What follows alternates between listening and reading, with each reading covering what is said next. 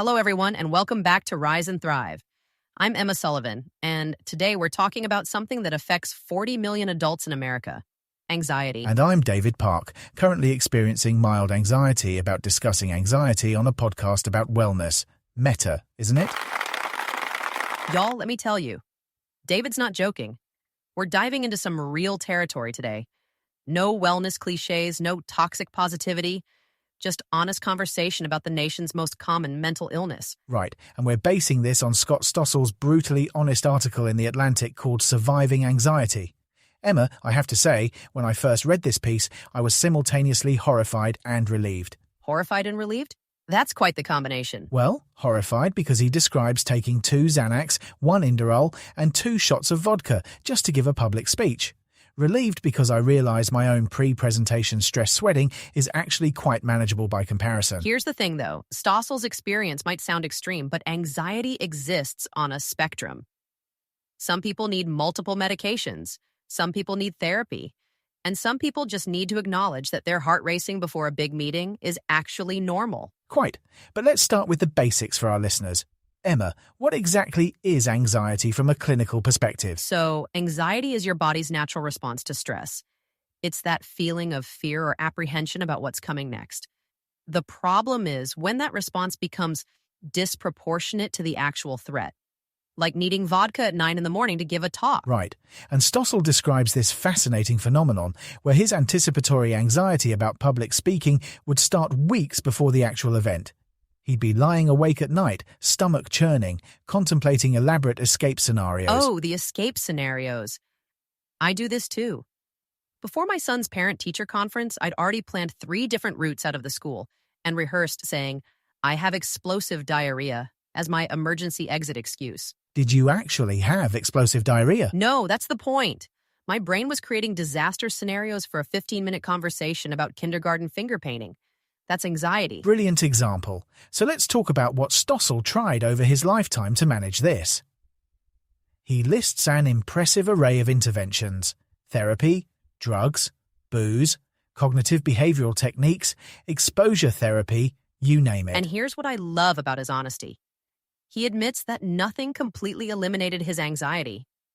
Some things helped, some things made it worse, and most things worked partially for a while before losing effectiveness. That's refreshingly realistic. Right? Because that's the wellness conversation we need to have. Not 10 easy steps to cure your anxiety forever, but here's how to manage this lifelong condition with some dignity and humor. Indeed.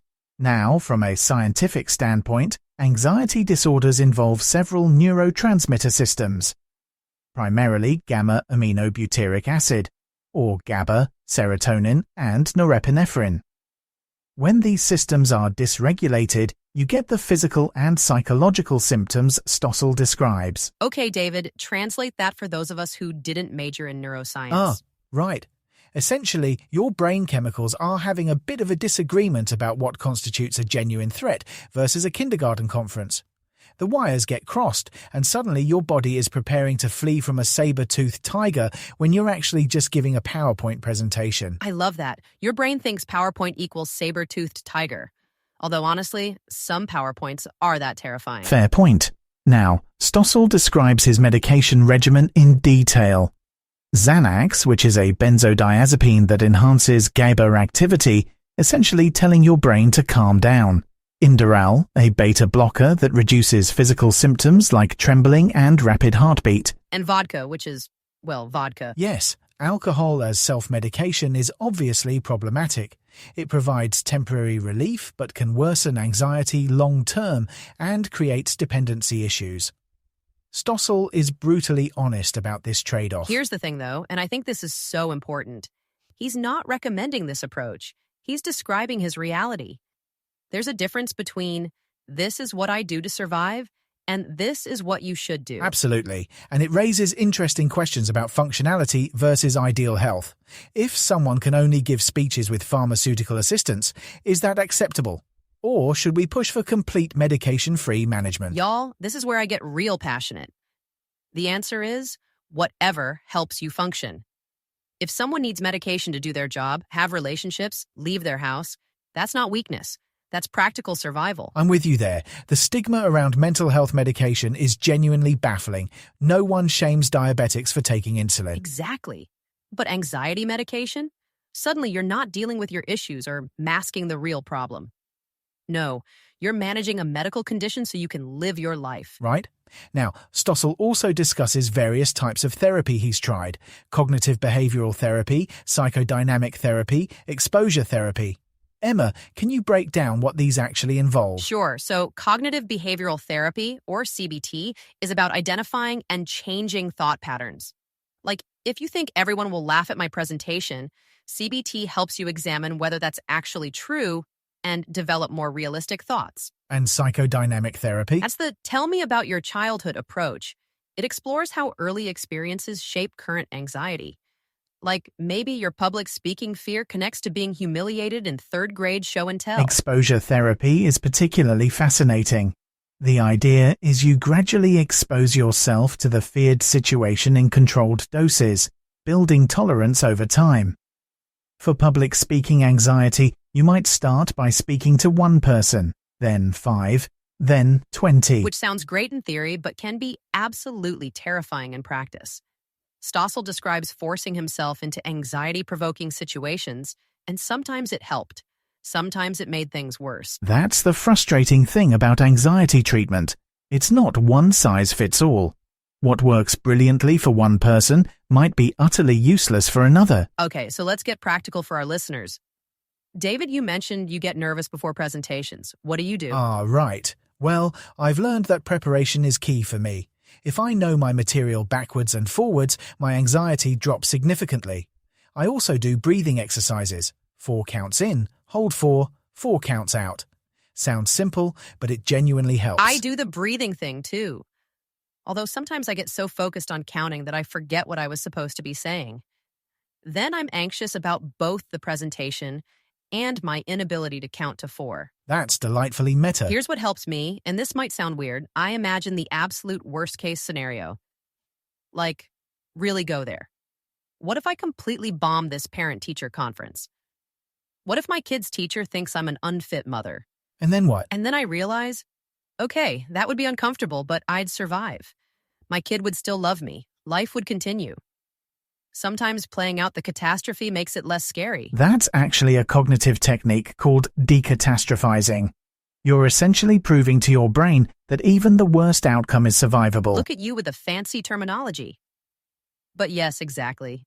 I'm proving to my anxious brain that kindergarten conferences are not, in fact, life-threatening events. Now, Stossel makes an interesting point about the relationship between anxiety and achievement. Many high-functioning people with anxiety channel that nervous energy into productivity and success. Oh, absolutely. My anxiety makes me ridiculously overprepared for everything. Is that healthy? Probably not. But does it result in really well-organized birthday parties? You bet. There's research suggesting mild to moderate anxiety can actually enhance performance. The arousal curve: too little anxiety and you're unmotivated, too much and you're paralyzed, but just the right amount and you're primed for peak performance. The trick is staying in that sweet spot. Which, let's be honest, is really hard when your brain wants to catapult directly from 0 to full panic mode. Quite. Now, let's address something Stossel discusses at length: the shame and embarrassment around anxiety. He describes elaborate efforts to hide his symptoms, the fear of being perceived as weak or incompetent. This is huge, y'all. The stigma around mental health keeps people suffering in silence. They're afraid to ask for help, afraid to take medication, afraid to admit they're struggling. And the irony is that anxiety is extraordinarily common. 40 million American adults, as you mentioned at the start. That's nearly 1 in 5 people. Yet we all act like we're the only ones. Right? If we could all just be honest about it, we'd realize we're in good company.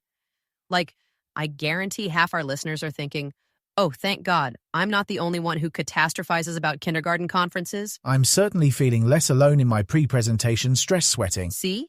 This is why we need to normalize these conversations. Not manifest your best anxiety-free self-nonsense, but real talk about managing a chronic condition. Indeed. Now, let's discuss some evidence-based techniques our listeners can actually implement. Beyond medication and therapy, What lifestyle modifications help with anxiety? Okay, so research shows that regular exercise is incredibly effective for anxiety. We're talking about aerobic exercise that gets your heart rate up. It reduces stress hormones and releases endorphins. The data on this is actually quite compelling. Studies show exercise can be as effective as medication for mild to moderate anxiety. Though obviously for severe cases, medication is often necessary. And before anyone says, I don't have time to exercise, I'm a working mom of two. I get it. But we're talking about 20 to 30 minutes of movement. Walk around your neighborhood. Dance to terrible music in your living room. It counts. I've started taking walking meetings when possible. Kills two birds, exercise and work productivity. Plus, it's harder to have a full-blown panic attack when you're actively moving. That's genius. What about sleep? Because my anxiety gets so much worse when I'm sleep deprived. Sleep and anxiety have a bidirectional relationship. Poor sleep worsens anxiety, and anxiety disrupts sleep. It's a vicious cycle. The research emphasizes sleep hygiene, consistent bedtime, dark room, no screens before bed. The screens thing is so hard, though. I know I shouldn't scroll Instagram at 11 p.m., but that's my only quiet time. My brain is like, you deserve to look at pictures of other people's perfect lives before bed. Yes, your anxious brain is giving you terrible advice there. The blue light disrupts melatonin production, and social media comparison triggers more anxiety. It's counterproductive. Fine, Dr. Park. I'll read a boring book instead. Speaking of which, any thoughts on meditation and mindfulness for anxiety? The wellness industry's favorite recommendation. Here's what the research actually shows. Mindfulness meditation can reduce anxiety, but it requires consistent practice. We're talking daily meditation for weeks or months before seeing significant benefits. So not a quick fix. Definitely not. And for some people with severe anxiety, sitting still with their thoughts is genuinely torture. Stossel describes trying meditation and finding it made his anxiety worse. Y'all, this is important. If meditation doesn't work for you, that's okay. You're not broken. Different tools work for different people. Absolutely. Some people find relief in meditation, others in vigorous exercise, others in medication.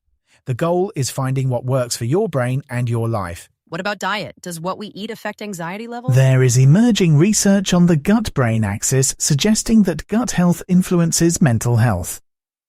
Some studies show that reducing caffeine and sugar can help with anxiety, as both can trigger physiological arousal. So my 3 espresso morning might not be helping my anxiety?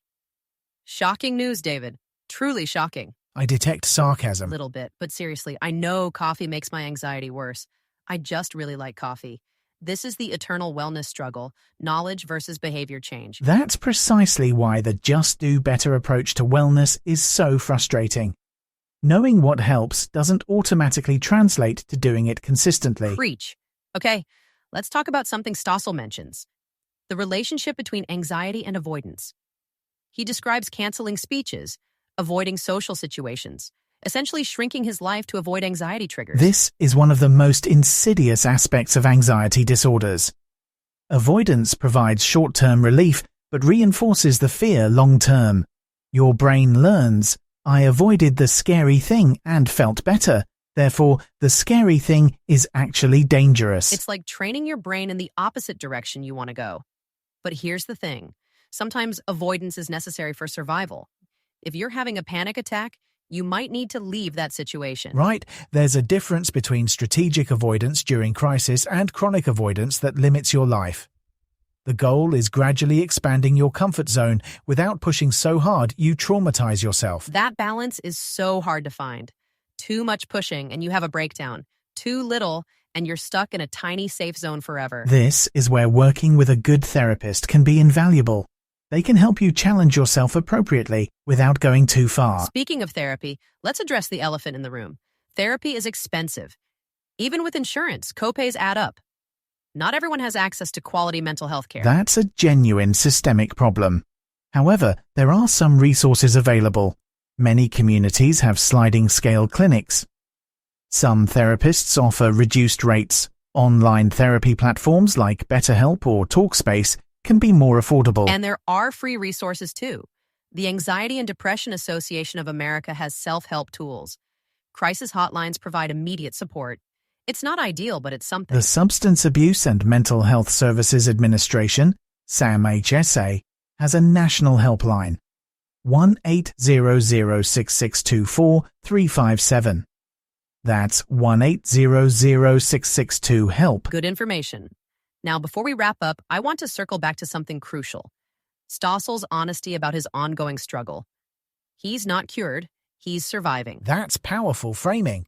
Surviving versus thriving. Sometimes surviving is thriving when you're dealing with a chronic condition. Yes. Y'all, if you got out of bed today despite crushing anxiety, that's a win. If you made it through one difficult conversation, that's victory. We need to redefine success for people with mental health conditions. The wellness industry's obsession with optimization and peak performance is genuinely harmful for people with anxiety. Not everyone can be at 100% all the time. Some days 60% is incredible. Some days 20% is a triumph. And that's okay. Before we finish, Emma, if you could give our listeners one practical takeaway from this conversation, what would it be? Here's the thing, though. You are not broken. Your anxiety is not a personal failing. It's a medical condition that deserves treatment, compassion, and support. Find what helps you, whether that's medication, therapy, exercise, or some combination. And please be honest with people about your struggles. And my takeaway would be this. Anxiety exists on a spectrum. What Stossel describes is severe, but many people experience milder forms. All of it is valid. All of it deserves attention. Don't wait until you need 2 Xanax and vodka to function before seeking help. Perfect. And if you found this conversation helpful, please like and subscribe to Rise and Thrive. We need more honest wellness conversations, and your support helps us keep making them. Until next time, be gentle with yourselves. Managing anxiety is hard work, and you're doing better than you think. Keep breathing, keep trying, and remember, surviving is enough. This podcast is powered by VoxCrea.ai, where ideas find their voice.